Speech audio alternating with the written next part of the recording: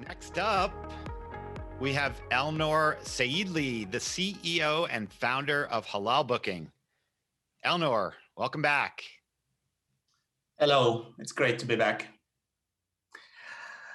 HalaBooking is one of the fastest growing travel companies of the recent years. In first 5 years, we went from 0 to 50 million valuation.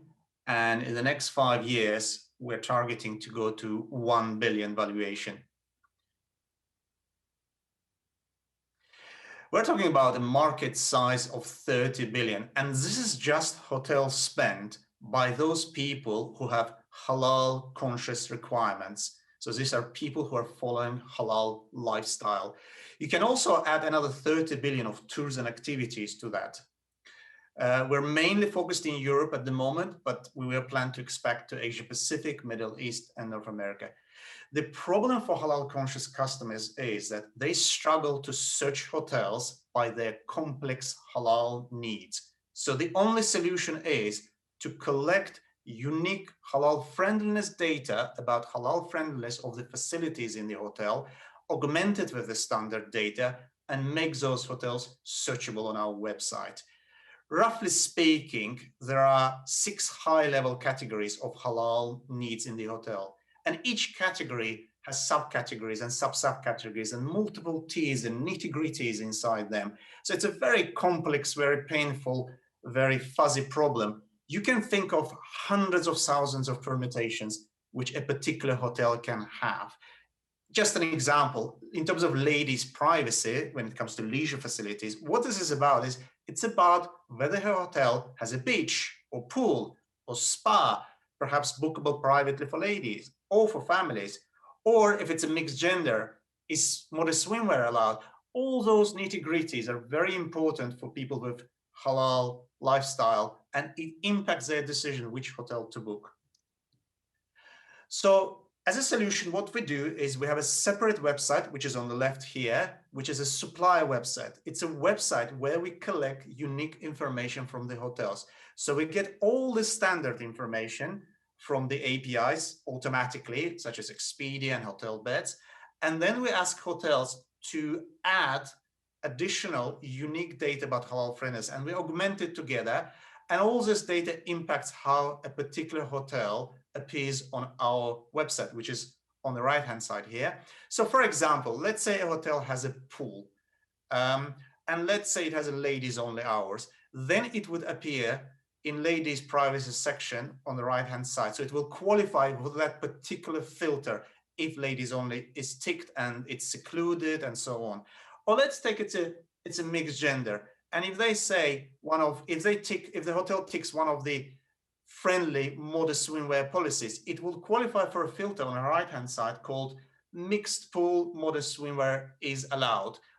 So depending on what data you tick on the supplier website, it affects the filters, whether you qualify or don't qualify for a particular filter in a search results on our website. But these filters are not where the story ends. It's a full customer-centric journey. So once you choose a hotel, you want to study in detail. So for each hotel, page is designed with halal traveler in mind. Once the customer books, our system facilitates stay planning to enhance halal friendliness of a stay. So for example, it would send a reminder on the day of check-in for the hotel to remove alcohol from the guest minibar, or it would send an advance request to order meat in a steakhouse, for example, or it would ask and remind to make seclusion arrangements for the villa which customer booked. And also customers leave reviews on our website. These are very important for the next customer who would book it. And we're on the website which has this information. A bit of history. As of last year, we achieved 32 million in sales with a very healthy profit of 17%. And this has been achieved without any VC capital so far. So we are number one, focused on this niche market. And we have bookings from many countries, but mostly it's European Union at the moment. And we have a very complex technology stack with API connections to Expedia, Hotel Beds, dozens of hotel channel manager systems, and payment gateways. We have very low customer acquisition costs and very high purchase value and lifetime value for the customer. So it's a great opportunity to expand from here. This year was a bit different. Before COVID, we were growing at a double year-on-year growth rate. Now we have fully recovered as of August and going back to the double growth rate again. We haven't lost any staff during this year. We have a fantastic team of 50 based in London. They're founders with successful exits or have blue chip experience, large leadership experience from blue chip companies. As a non-execs, we use travel industry heavyweights from Hotels Combined and Secret Escapes. So we just announced recently a campaign to raise 20 million Series B round, and this is going to be used to boost our 22-24 sales growth and to achieve 1 billion valuation by 2024. We have multiple projects which we want to do, so this raise would allow to squeeze all of them into 1 year and achieve 1 billion target by 2024. We're ready to scale up in a full sense of the word, both in terms of supply base and customer base. This concludes my presentation. Thank you very much. Thank you very much, Elnur. Well done. Why don't you head over to the interview corner with Mike. Mike, take it away. Thank you, Elnur. So first, I was wondering how you ensure that your pricing is competitive, and also encourage travelers to book with you, beyond pricing, in cases where you may not turn that off. Best price.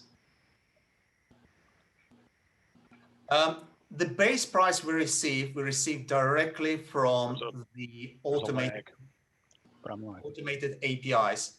So we have full parity in terms of our base price with any other OTA.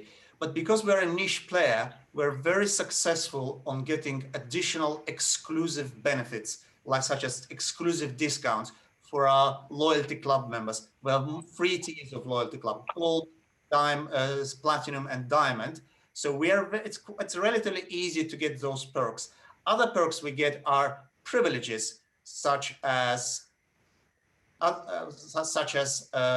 late checkout or perhaps room upgrade for our customers, and we also have a cashback, loyalty points type of mechanism. So as a niche player, we're very successful in it because what we give to the hotel is extra sales. We're not stealing from another OTA. It's a hotel which is stealing from another hotel because they're exposing their halal friendliness on our website.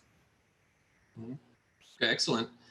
And can you talk a little bit about your advertising strategies? How are you marketing and reaching the halal travel audience?